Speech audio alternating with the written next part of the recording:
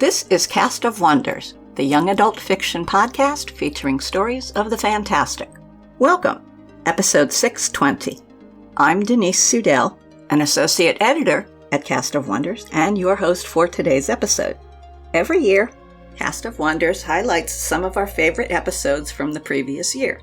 It's a great chance for us to take a bit of a breather and let you, our listeners, catch up on any missed back episodes with new commentary from a different member of the crew. Our story for today, my staff pick for 2024, is Fording the Milky Way by Megan Ng, which was first published as Cast of Wonders 577 in March 2024. Megan Ng is a high school student by day and an unconscious body by night. In between, she does baffling, unaccountable things that eventually come out as stories. She lives in Hong Kong and enjoys taking its buses. Her work has been published by Daunt Books, the Lewis Carroll Society, and the SCMP Young Post. This story is narrated by Amanda Ching. Amanda Ching loads trucks for a large package handling company in Pittsburgh. Her work is out of print, but her story's still going on. There's a content warning for this story: abusive relationships and dysfunctional families. And now, we've a tale to tell.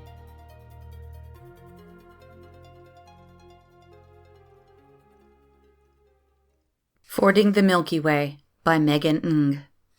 Narrated by Amanda Ching. There's a festival celebrated in China that's dedicated to young lovers. It is not one celebrated here, but Ma tells me about it all the same. Storytelling is our way of killing time as she makes supper for the ranch hands or patches Pa's shirts, and whenever she's sitting comfortably with her hands full, I know I'm about to hear something interesting. Ma's stories aren't like the ones in books. Hers seem more thrilling and real, even though I know she's making most of them up. She tells me a story about a beautiful weaver girl who lives among the stars and falls in love with a human cowherd.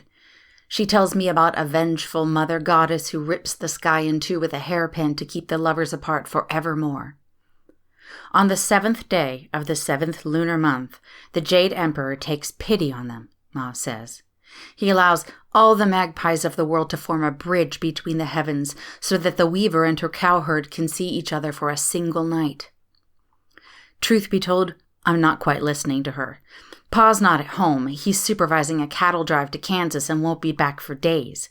That means we can stargaze tonight, and I've spent the whole morning going through my squirreled-away pile of astrological charts. We can see them tonight, Ma tells me. Her needle darts up and down, a silver fish in a dark sea. Who? I'm currently trying to copy 2 maps into one sheet of paper, so I won't have to bring them both outside. The weaver and the cowherd. They're over here. She leans forward and taps my sheet. Vega and Altair.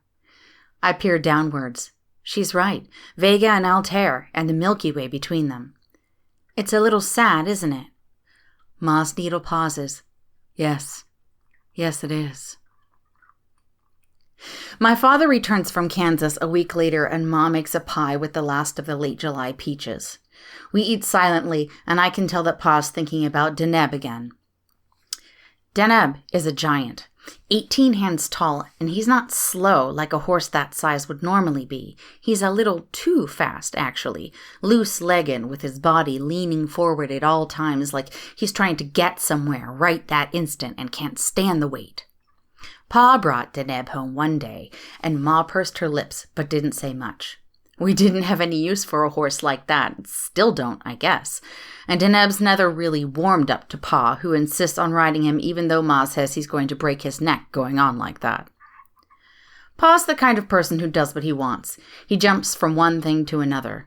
According to Ma, this ranch is the longest he's stuck at anything. We've lived here for 8 years.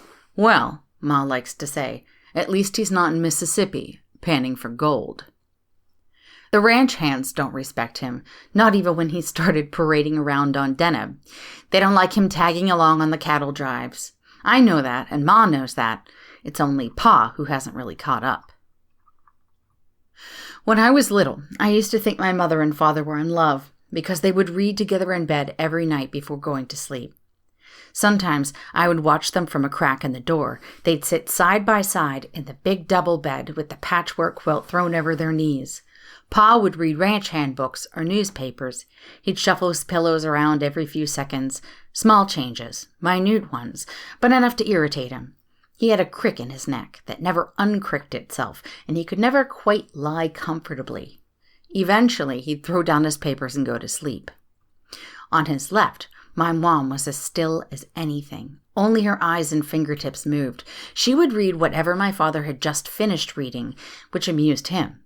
Paper would pass from one side of the bed to the other in a constant, streaming flow. It was only when I was older that I noticed how Pa never asked Ma when she'd like to go to sleep. It was always his decision, a rustle of papers and the quick extinguishing of light. She always sat in the dark for a little while afterwards, and then, as always, she'd pick up Auntie Journoux's picture from her nightstand and study it closely. I'd seen the photograph many times. It's in a glass frame and shows a woman with dark hair sitting on a horse, turned away from the camera. Auntie Journoux was my Ma's girlhood friend. Pa snorts at her funny name and Ma's sentimentality, but the pictures never moved from her nightstand for as long as I can remember.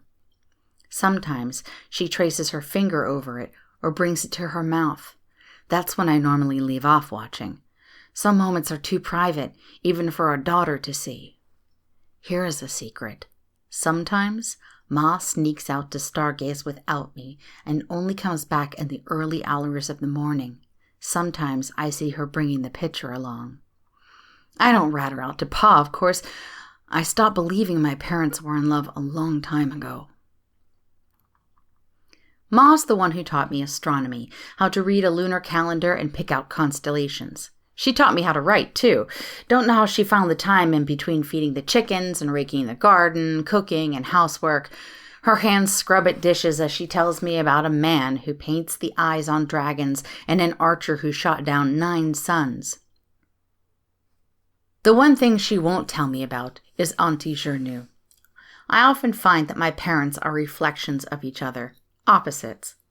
Pa doesn't like to tell me about anything other than himself or the things that surround him, how he made Deneb jump over a stile yesterday or how his spring cattle roundup was the best for miles around. Ma spins me yarns about the stars and never glances back down to earth. She talks to the birds and leaves them heels of bread or scraps of leather. Sometimes they bring her back rings and necklaces or their own black and white feathers.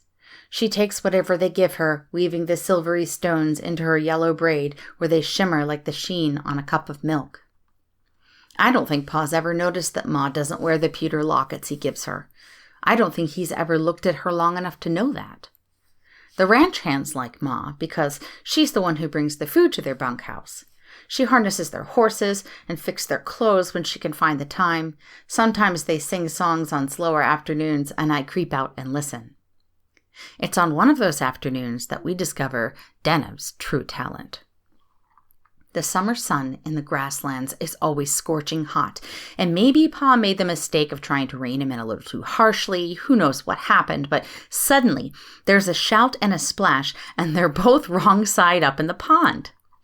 One of the ranch hands is beside Pa in a flash, trying to help him up without laughing. The other is trying to coax Deneb out of the water, but it's not working. Deneb's paddling backwards and forwards like he was born to be a water creature and not a stallion. I've never seen him look so happy. Pa's red as the setting sun, and I know we'll be getting an earful at dinner tonight. Ma would love this, I think, but when I look back towards the house, she's standing by the doorway with a plate in her hand, and her gaze isn't anywhere near Pa. Instead, she's staring hard at our semi-aquatic fish horse, her gaze alight with something I can't name. That night, I wake a few hours before dawn. Ma's silhouette in the backyard, her head tilted, reading the waning moon like it's something important. I watch her through the window. Her mouth moves in silence. 3 days later, Pa breaks his leg in the darkness of the new moon light. August's end of summer haze is beginning to set into the air. The ranch hands help carry his groaning body into bed, where Ma cleans his face with a washcloth and doesn't say, "I told you so," although I can tell she wants to. Ma goes to town with a ranch hand the next day to get a physician. She rides Deneb comfortably in her blue linen dress. That week, I spend more time with Pa than I ever have in 13 years of life. I bring him newspapers and oatmeal, blackberry tea and lemonade. He sinks further and further into the pillows, too proud to ask me to uncrick his neck. Ma doesn't sleep anymore. She doesn't even go into the bedroom. During the day, she works on the branch and plans the autumn roundup season. At night, she speaks to birds and kicks up dust clouds on Deneb's back. Once I caught her trying on Pa's boots. Pa holds out until the end of the week, when the physician tells him he's got more than 2 months left until he gets better. That night, he asks me to bring Ma into the bedroom. I listen with my ear against the door. "We don't belong here," Pa says. "I've been neglecting my own family, haven't I? We aren't ranch folks. Sorry it took so long for me to realize." "We've spent 8 years here," Ma replies. "It's our home. You want us to go back to the cattle towns? That's no place to raise a child. Better than staying in the middle of nowhere to rot." Ma pauses, and I can hear a rustle of clothing. "She loves it here. I love it here. The town's so smoky you can barely see the stars. I'm not making our child live on a railhead." "When the hell did you get to make all these decisions?" Pa snorts. "Don't think I don't know what you do every night, sneaking out to see that—" A scuffle and a muffled shout. The sound of breaking glass. I dart back into the kitchen just in time to see Ma storm out of the door like a whirlwind. Pa's collapsed back into the pillows, one arm over his eyes. Auntie Gertrude's pitcher lies shattered on the floor. Ma doesn't go back to clean up the broken glass. Instead, she snatches Pa's boots from the hallway and gestures for me to follow. We run a helter-skelter flight from the house even though we know nobody's chasing us. The night's pitch dark, no grains of starlight, and I think for a second that Pa's managed to do it. He's managed to pick up our entire ranch and drop it into a smoky cattle town by sheer force of will. But Ma stretches her arms out and the blackness fractures, cracks like a mosaic or a pane of glass, revealing white bellies and beady eyes and so many feathers that I feel nauseous just looking up. The birds rise, a tornado of black and white. Slowly, their numbers thin out. Some get so high that they disappear entirely, while others glide close to the ground and stand as still as they can, treading air. It's a dance, I realize. They're arranging themselves into position. It's a shape, a wide spiral that shoots up into the night like a corkscrew. In the middle of the storm of wings is the fingernail moon that marks the early stages of the lunar month. It's the seventh. The seventh night of the 7th lunar month.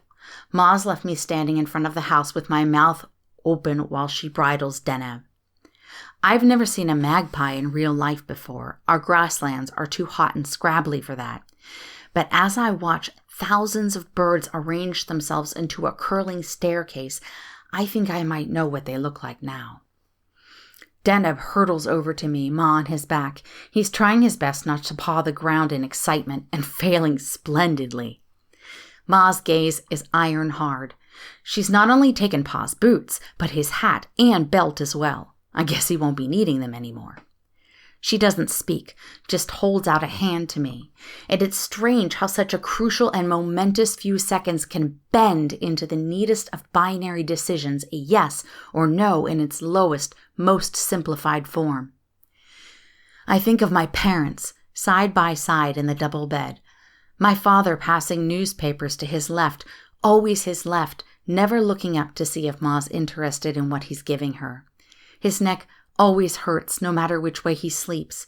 I don't think he'll ever be satisfied. The binary collapses to a single point. I take my mother's hand and vault onto our horse. I don't know how long we ride for, but when I open my eyes again, the ground is nothing more than a smear of red earth below. An afterthought. I've grown used to the curious sensation of Deneb's hooves landing on soft feathers and the fluttering sound that arises when the old sections of our bridge decide to depart. The Milky Way stands in front of us, silver and threatening, the embodiment of celestial will. It's untouchable, fast-moving, deeper than any pond or trench, a river of bleeding stars slashed into the flank of the night. The Jade Emperor was crafty, it seems. The Magpie Bridge stops a few feet over the river itself, leaving a vast expanse of galaxy before us, just enough space to see someone standing on the opposite side and hear the faint echoes of their shouting. No way to cross. Ma doesn't pause, doesn't think, just leans forward. A lesser horse would have been swept away instantly, and we'd tumble out of the sky once the water came to an end, but Deneb holds his ground, paddling frantically, and we ford the Milky Way in tiny, terrible inches. Every star, every eye in the universe is upon us. Everyone is watching as the cowherd fights for her weaver. Deneb doesn't show any signs of getting tired, and I think, we're going to do it. But then, the darkness above us shudders like it's turning over in its sleep. Tiny white stars storm down like pebbled hail and send jets of boiling water into the air. One of these grazes Deneb's side, and he shrieks, losing the rhythm. We're borne downstream, falling like a comet. I bury my face in Ma's dress until I feel a shake to my shoulders. Ma's turned around, her Stetson pulled low over her eyes. She's saying something, but I can't hear over the river's roaring. She bends closer to me. "Vega!" Ma hollers. "Which one is Vega?" My star maps scattered across our kitchen table. All those nights of astrology and the sleepy-eyed mornings that followed. I lean forward, squint against the glare. "That one!" I cry, and my mother's lasso pulls a bullseye shot, a dark needle whirling toward the single-point vulnerability in the celestial bank. Vega. The lasso falls over the bluish shine, and Ma grabs the rope and pulls it tight. We're okay. I'm okay. I'm 7 years old again and wobbling on a pony as Ma shows me how to pull just so, hard enough that the cow comes back to you, but not so hard that it hurts. I disregard all these lessons. My mother's eyes are shining with silver water, glistening with determination and love. And now we're pulling, my arms straining, and Deneb pushing as fast as he can as the silver-tinted river rears against us. The dead stars in the water trail around my nightdress, burning hot, and I know Mav's calves must hurt, but she's not saying anything. Bit by bit, we lurch over the Milky Way. And just as my arms give out and Ma heaves for the last time against Vega's dead weight, I feel something soft fall over us. It's a net, I realize, fine silver mesh woven inescapably tightly, falling down upon us like summer rain. I think of the cruel mother goddess and flail, terrified that she's going to bear down with her razor-sharp hairpin. Ma grabs me before I can fall off Deneb, and suddenly we're being pulled to shore like fish for the market, trying to keep our chins above the water in a cyclone of horse tails and leather boots and nightgowns. A hand grabs me and yanks me out of the water, and I stare for the first time at the weaver who lives in the sky, the woman who prevented my mother from ever belonging on ground below.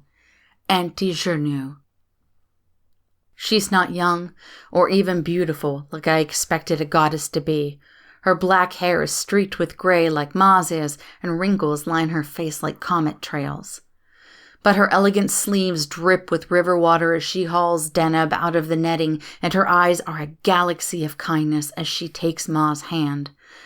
And suddenly, my mother's a blushing girl again, someone with the whole world in her arms and a future close enough to bite at. Ma takes off her hat and hugs it to her chest, embarrassed, while Gernu strokes Deneb's neck. "He's taller than I remember," she says. "Did you have trouble finding him again?" "I'm sorry I took so long," Ma says. "There was more on the line than I thought." "I can see," she replies, turning to smile at me. And suddenly, she stretches her other hand out, awaiting invitation. "Shall we go?" I chose this story as my staff pick for 2024 because I love how it puts a gorgeously poetic and beautifully queer twist on the ancient Chinese myth of the cowherd and the weaver. The father in this story tries to play the role of the cowherd, but it's clear that neither the cattle on the ranch, nor the ranch hands, nor his daughter, the 13-year-old main character, whose name we never learn, respect him in that role, and that the real cowherd, the one who gets respect, is Ma. The author, Megan Ng, makes really smart choices about what needs to be shown in this story and what parts of the queer experience can be left unsaid. It's clear that Ma fell in love with Jinyu when they were girls, but we don't find out what separated them, or how Ma ended up married to Pa, a man who doesn't seem to see her or respect her at all. I don't think we really need to hear those parts of the story, though. They're so consistent with the societal pressures that still exist for women, including queer women, to enter into heterosexual marriages in order to maintain status and safety. So Megan Ng leaves those parts of the story up to our imagination, and I think that's really smart. The joy of this story is that Ma never loses touch with Jinyu, her true love. And when Pa pushes her too far, she's finally able to free herself from that suffocating marriage and reunite with Jinyu. And by holding out her hand to her daughter, Ma silently gives her daughter a choice. Stay with your father on Earth, in that run-of-the-mill existence, or come with me into the stars. And her daughter chooses to make the leap into the magical unknown, where she can see her mother truly love and be loved and appreciated. It's a gorgeous, hopeful story. Join us again soon. We love bringing you the best audio fiction week after week, but we can't do it without your support.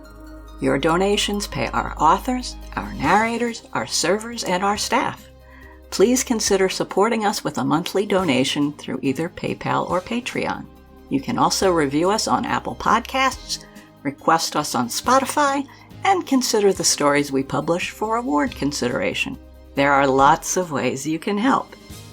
Join the discussion on the EA Discord and visit us on Blue Sky at castofwonders.org. Come say hello.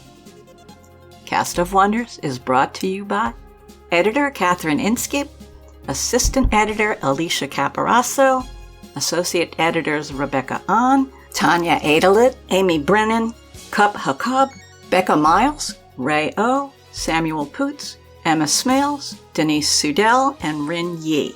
Our editorial assistant is Amy Brennan, and our audio producer is Jeremy Carter. Cast of Wonders is part of the Escape Artists Foundation, a 501c3 nonprofit, and this episode is distributed under the Creative Commons Attribution, Non-Commercial, No Derivatives 4.0 International License. That means you can download it or listen to the episode on any device you like, but you can't change it and you can't sell it. Our theme music is Appeal to Heavens by Alexei Nov, available from Promo DJ or his Facebook page. Thank you for listening.